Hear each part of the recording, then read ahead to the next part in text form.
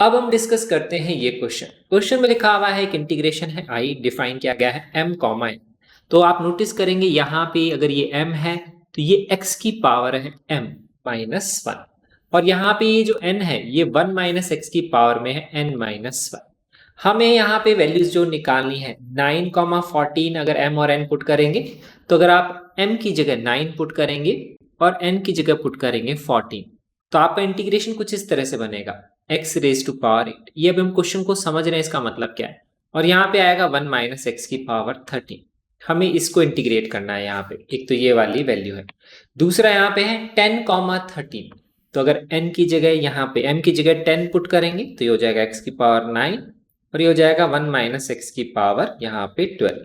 तो ये दोनों इंटीग्रेशन की जो वैल्यू है उसको ऐड करके बताना है क्या आंसर होगा।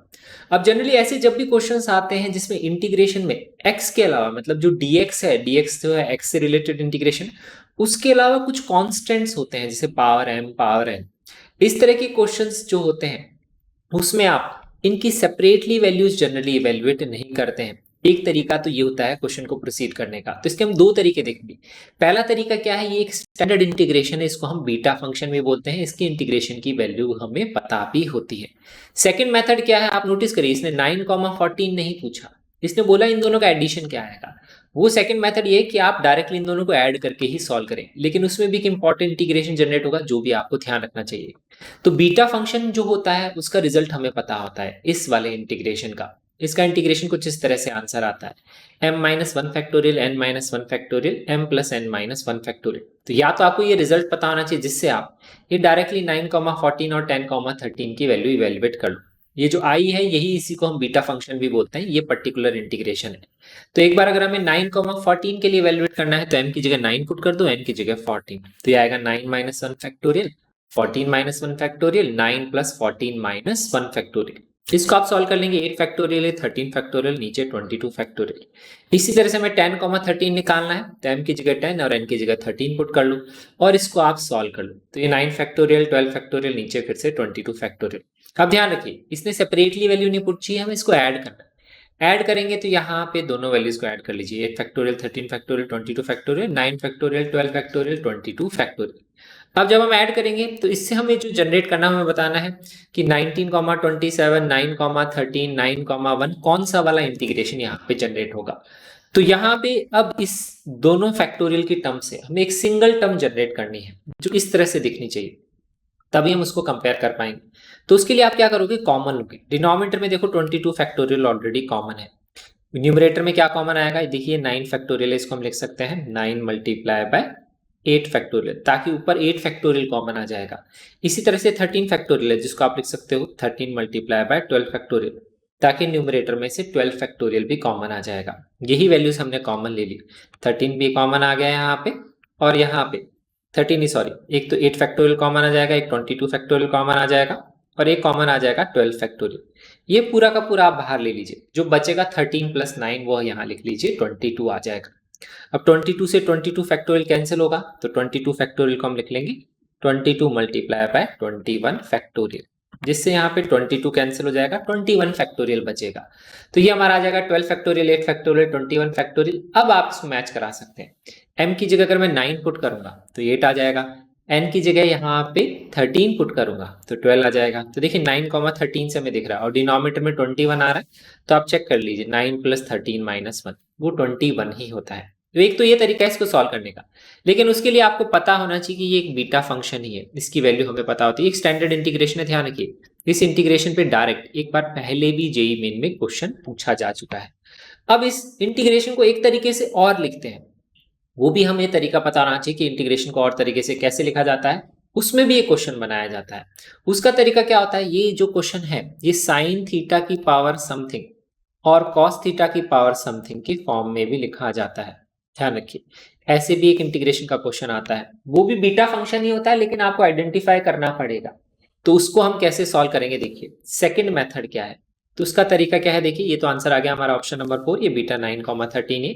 सेकंड मेथड के लिए हम क्या करेंगे, x की वैल्यू को पुट करते हैं साइन स्क्वायर थीटा, क्योंकि ये 1 minus sine square theta cos square theta में चेंज हो जाएगा।